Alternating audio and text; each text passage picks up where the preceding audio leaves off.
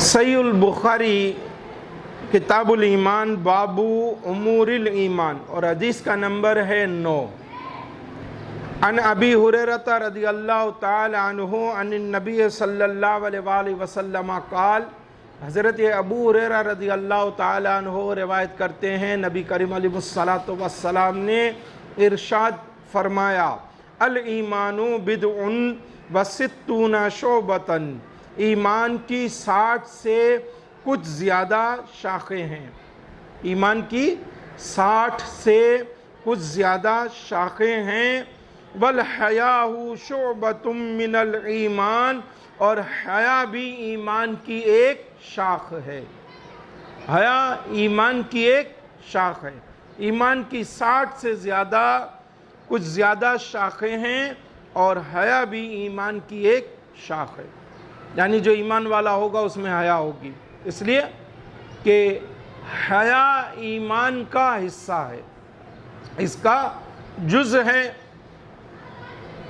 اسی طرح صحیح البخاری کتاب الادب باب الحیاء ہی رقم الحدیث 6118 عن سالم عن عبداللہ بن عمر رضی اللہ عنہما، سالم بن عبداللہ اپنے والد حضرت عبداللہ بن عمر رضی اللہ تعالی عنہما سے روایت کرتے ہیں، مر النبی صلی اللہ علیہ وآلہ وسلم علی رجل، ایک شخص کے پاس سے سرکار کریم علیہ الصلوۃ والسلام گزرے، وَهُوَ يُعَاتِبُ أَخَاهُ فِي الْحَيَاءِ، جو اپنے بھائی سے حیا کی وجہ سے ناراض ہو رہا تھا، یقول، اور کہہ رہا تھا اِنَّكَ لَا تَسْتَحْيِي، تو حیا کرتا ہے، حَتَّى كَأَنَّهُ يَقُول قَدْ أَضَرَّ بِكَ، اور حیا تجھے نقصان پہنچائے گی۔ فقال رسول اللہ صلی اللہ علیہ وآلہ وسلم، تو سرکار کریم علیہ الصلوۃ والسلام نے ارشاد فرمایا، دعہو، اسے چھوڑ دے، فإن الحیاء من الایمان، کیونکہ حیا ایمان کا حصہ ہے۔ حیا ایمان کا حصہ ہے، جز ہے۔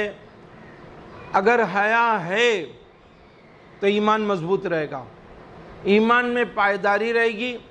اگر حیا ہے تو ایمان والا اپنے عمل میں کوتا نہیں ہوگا، سست نہیں ہوگا، غافل نہیں ہوگا، اپنے عمل سے منہ نہیں موڑے گا۔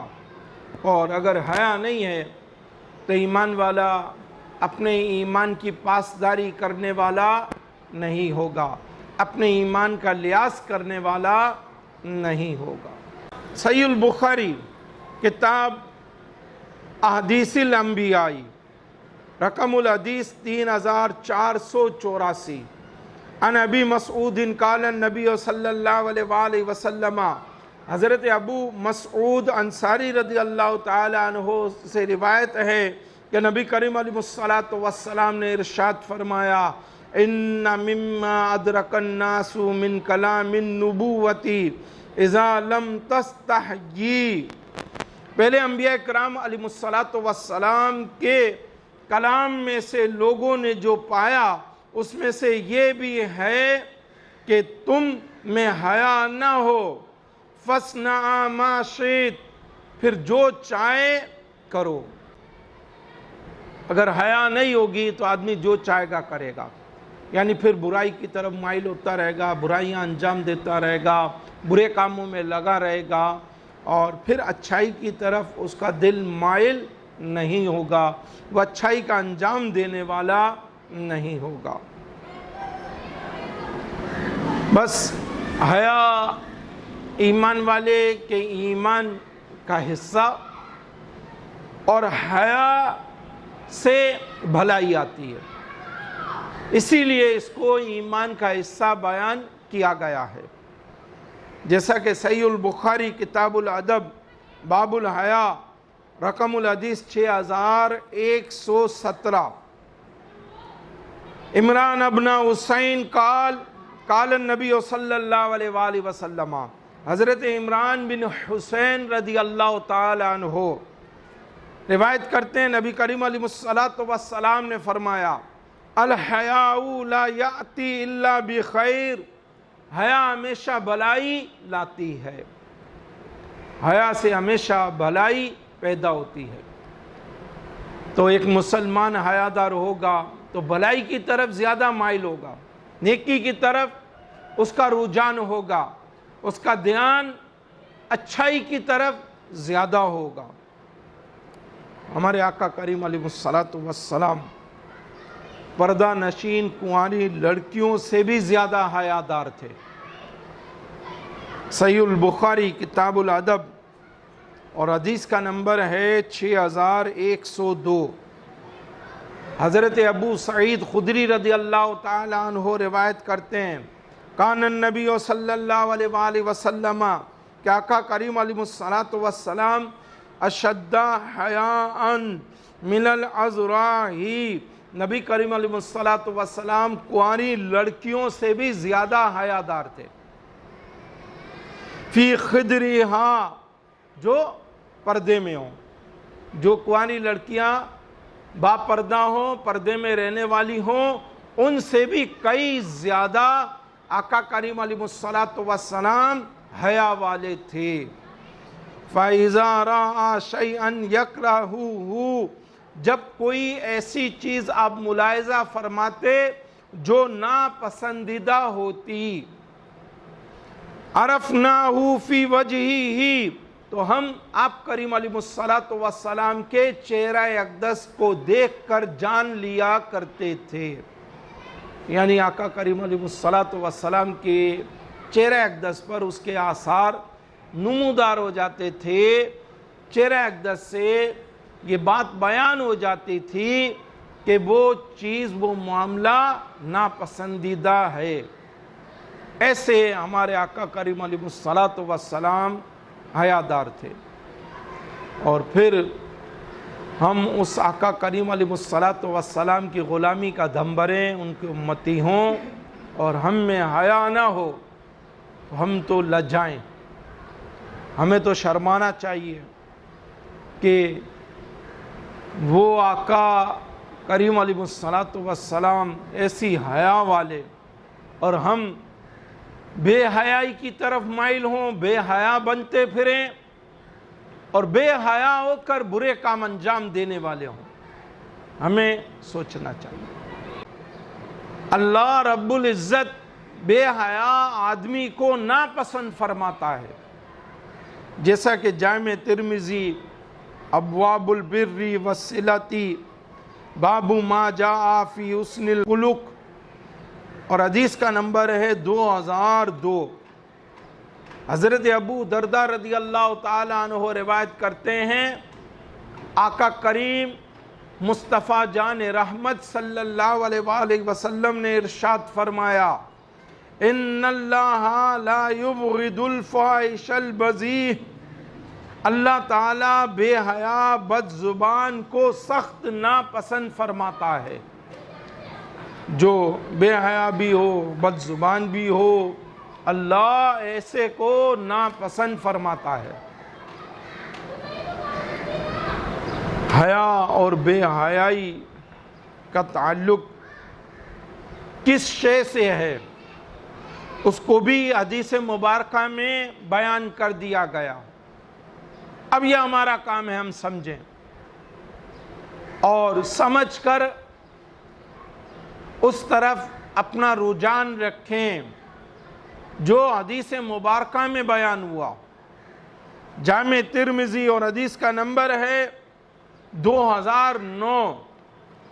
حضرت ابو ہریرہ رضی اللہ تعالی عنہ سے روایت ہے، رسول پاک صلی اللہ علیہ وآلہ وسلم نے ارشاد فرمایا، الحیاء من الایمان، حیا ایمان کا جز ہے، حیا ایمان کا حصہ ہے، والایمان فی الجنت، اور ایمان والے جنت میں جائیں گے،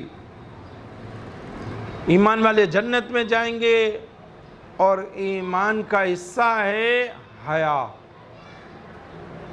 والبذاء من الجفاء، اور بے حیائی کا تعلق ظلم سے ہے، والجفاء فی النار، اور ظالم جہنم میں جائیں گے۔ ظلم سے تعلق بے حیائی کا، اور حیا کا تعلق ایمان سے۔ اب دونوں کا فرق بیان کر دیا گیا۔ دونوں کا فرق کیا ہے، اور ان فرق کے ہوتے ہوئے دونوں کا انجام کیا ہے، یہ حدیث کریمہ میں بیان کر دیا گیا۔ اسی لحاظ سے ہم اپنے اعمال کو سنواریں۔ حدیث مبارکہ میں ارشاد ہوا، عن عبداللہ ابن مسعود قال قال رسول اللہ صلی اللہ علیہ وآلہ وسلم، حضرت عبداللہ بن مسعود رضی اللہ تعالی عنہ روایت کرتے ہیں، رسول پاک صلی اللہ علیہ وآلہ وسلم نے ارشاد فرمایا، استحیو من اللہ حق الحیا ہی، اللہ سے حیا کرو جیسا کہ حق ہے۔ قال قلنا یا رسول اللہ، ہم نے عرض کی یا رسول اللہ صلی اللہ علیہ وآلہ وسلم، انا نستحیی والحمدللہ، ہم اللہ سے حیا کرتے ہیں اور اس پر شکر کرتے ہیں۔ قال، تو محبوب کریم علیہ السلام نے ارشاد فرمایا، لیس ذاک، ایسے نہیں جیسے تم نے سمجھا ہے، ولیکن الاستحیاء من اللہ حق الحیا، اللہ سے حیا کرنے کا جو حق ہے وہ یہ ہے، ان تحفظ الرأس وما وعى، تم اپنے سر اور اس کے ساتھ جتنی چیزیں ہیں ان سب کی حفاظت کرو، والبطن وما حوى، اور پیٹ اور اس کے اندر جتنی چیزیں ہیں ان کی حفاظت کرو، وَلْتَذْكُرُ الْمَوْتَ وَالْبِلَا، اور موت اور ہڈیوں کے گل سڑ جانے کو یاد کرو، وَمَنْ أَرَادَ الْآخِرَةَ تَرَكَ زِينَةَ الدُّنْيَا، اور جسے آخرت کی چاہت ہو وہ دنیا کی زیب و زینت کو ترک کر دے، فَمَنْ فَعَلَ ذَلِكَ، بس جس نے یہ سب کیا، فَقَدْ اسْتَحْيَا مِنَ اللَّهِ حَقَّ الْحَيَاءِ، تو اس نے اللہ سے حیا کی جیسا کہ اس سے حیا کرنے کا حق ہے۔ جس نے اپنے سر کو اور اس کے ساتھ جو شامل چیزیں اس کو سنبھالا، پیٹ کو اور اس کے اندر جو چیزیں ہیں اس کو سنبھالا، اور آخرت کی فکر کی، دنیا سے بے رغبت رہا، تو اس نے جو اللہ سے حیا کرنے کا حق ہے اس حق کے ادا کرنے والوں میں شمولیت اختیار کر لی۔ مسلمان اپنے رب سے حیا کرنے والا بنے، اصلاح کی جائے، اور اس لحاظ سے حدیث مبارکہ پر غور کیا جائے کہ کہاں کہاں سکم ہے، کہاں کہاں خرابی ہے، اور اس خرابی کو، اس برائی کو اپنے آپ سے دور کیا جائے۔ سنن ابن ماجہ کتاب الفتن، باب ذہاب الامانہ، رقم الحدیث 4054، عن ابن عمر ان النبی صلی اللہ علیہ وآلہ وسلم قال، حضرت عبداللہ بن عمر رضی اللہ تعالی عنہ روایت کرتے ہیں، نبی کریم علیہ السلام نے ارشاد فرمایا، ان اللہ عز و جل اذا اراد ان یہلک عبدا نزع منہ الحیا، اللہ جب کسی بندے کو ہلاک کرنا چاہتا ہے تو اس سے حیا لے لیتا ہے۔